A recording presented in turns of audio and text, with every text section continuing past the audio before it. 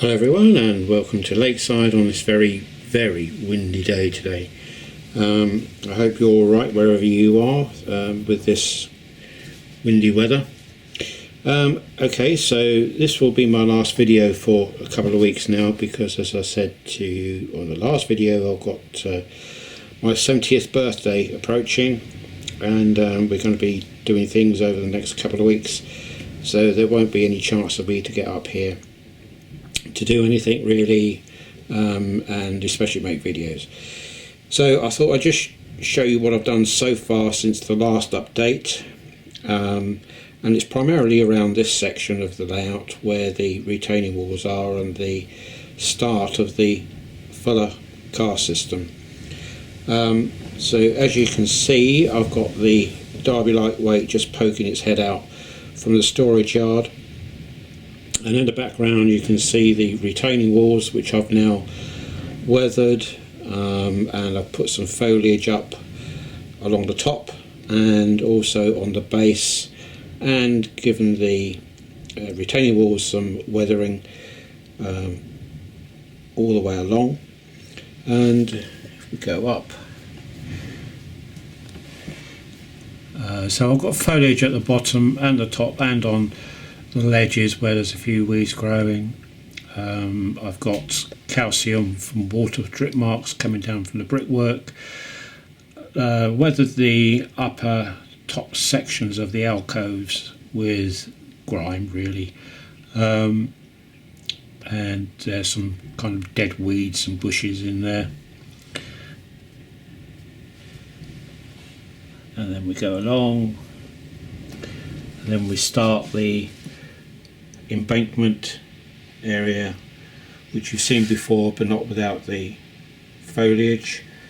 So I've completed that all the way along to the lift up section and blended that in, and I've continued the fence which was already on there, which I did before on the lift up section. I've now continued that fencing all the way along to there. And I've also put some rough grass in the middle here, which is not finished yet. I'm waiting for the glue to dry on that. I'll have to wait till I come back now. But I wanted that as a kind of a demarcation zone, if you like, from the entry into the storage yard and the main 4 tracks here. So that's just going to be some kind of demarcation zone. There'll be some bushes on there, and I may even put a security fence in there, I'm not sure yet, but that's to come, but that's the start of it anyway. So I think the weathering on the retaining walls has come out well. I'm pleased with that. It's grimed up enough to look the part. So I've got the foliage disappearing excuse me, right up at the very edge there at the top, and coming back down to blend in with the whole scene. So if we step back, that's the kind of image we see. And then with the retaining walls and the bridge, I've also weathered that on the inside, on the retaining walls, on the alcoves, and of course I've got soot and grime from diesels and steamers going up onto those main beams. Which reminds me, I did get a few comments. Thank you so much for your response on the last video. Had a tremendous response from that. I think there was coming up for 6,000 views on that, with quite a few hundred comments too, which I've replied to. Some of the comments were very constructive, and anybody who put a comment on there was really appreciated. A couple of comments about the width of the span of this, saying that there should be really a central pillar, say about here-ish, to cover the length of the span in real life. And yeah, you're right, there probably should be a central pillar, but the reason I haven't done that is purely a logistical one, in that if I put a column just here because this is on a radius, there's very little room for clearance. So I did try actually one of these to go in there, but even that width, which is not very wide, was just too much. It was certainly knocking on some of the coaches going around, the Mark IIIs especially. So I couldn't really put a central pillar in there, even though in real life there should be. But having said that, I can always say that, oh well, there's huge RSJs hidden behind that brickwork, so you can't see the RSJs, and plus there'll be RSJs, and I will actually fit them across the roadway here. Underneath here I should be putting a structure so that it will support a road when it goes on there. So it will actually have the I-beam RSJs underneath, which I'll use the white plastic stuff to do that. So it will be actually functional, it will support the road above. So that was one of the comments, so I hope you understand why I haven't put it there. I'm just going to have to live with that. That, okay, in real life, yes, there probably should be a central column over that span, but it ain't going to happen. Another comment was about this building, which I'm showing you at the moment. Did I have an idea about doubling up, because it is a low relief?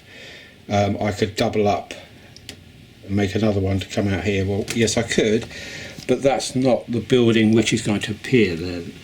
That is going to go along the back wall, along there.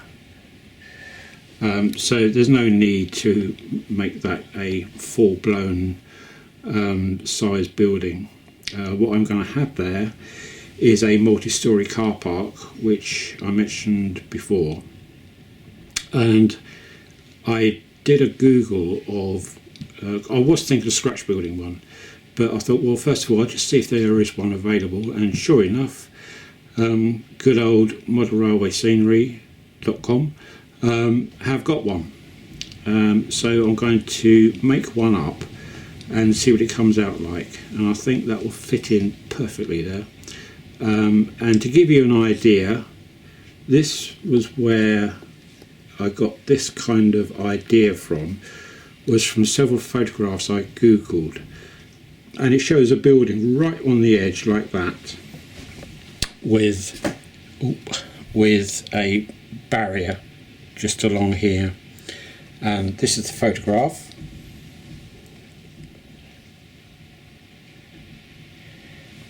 So you can see from that the kind of effect. Now if you imagine that building being a multi-storey, that's kind of how it's going to look here.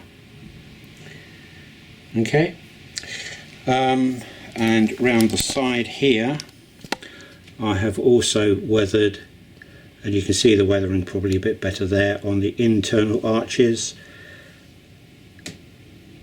there, plus the soot and grime on the part above on the walling. And I don't know if I can pick this up, probably can't see it, but inside just there I've lined that with the brick paper, which is the same brick paper as that.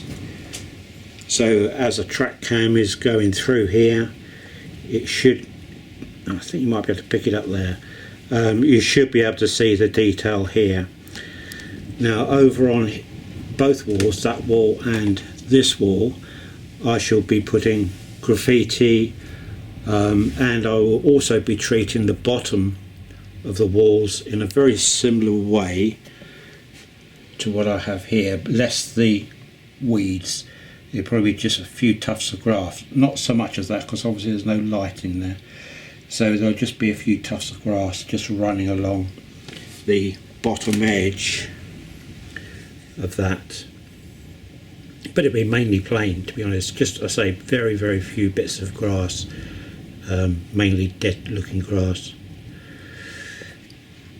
So that's what I've done so far. It doesn't look much, does it? But it's taken me quite a while to weather it put foliage on to get to this stage. But I'm pleased with this. It's come out rather nice. I hate this static grass at the moment. I mean, the static grass is okay, but it's just a horrible colour, so bright and vivid. So I'm going to have to knock that down. And I've got all this to do anyway. I've got to still disguise that join going across there. Likewise with the other end here, which is coming on gradually. I have bought some Pico dummy point motor covers to go over these points here and here, and where are they? One there and another one just there, and I should probably fit those on all the points eventually, but this will probably be the first ones I fit. What else? I think that's about it really. I have got now my set. Let's get them out.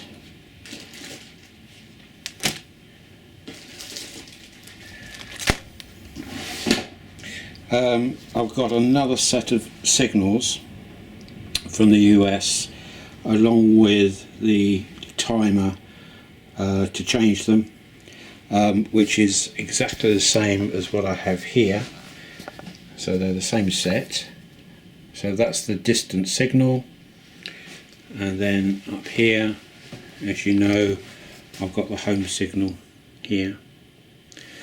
So I shall fit the home signal just there. So I'll probably have it about here, and the distance signal will be up and away over here.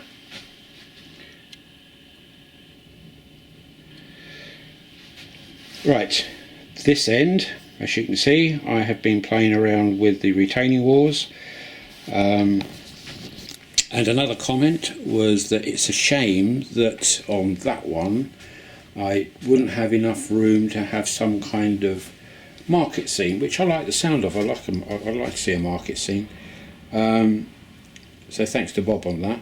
And that is too narrow really, because if I'm going to have a station just here, station building, by the time I've got the station building and a multi-storey building, then I'm not going to have a huge amount of room for a market. But up this end I think I will have. Crikey, that sun's blazing through the window.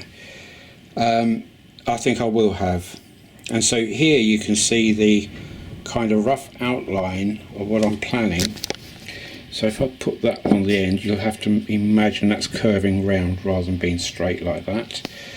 So if you imagine that for the inner curve, and then the rear ones, exactly the same as the other end, going down and round. So that should give me a coverage, where am I here? From about here, across, up to about here. This will get moved down up to about here. So that will give me all that area for a roundabout or a square, with a little market in the middle, because it doesn't end here. Obviously it goes all the way back to the back scene, so that it's going to come quite a distance out from here to here. So that's the plan for that end. So I'm just messing around at the moment with the retaining walls just to give me a good idea of where to put them, but it's probably going to end up something like that, what you see there, with the road going right the way back to the back scene.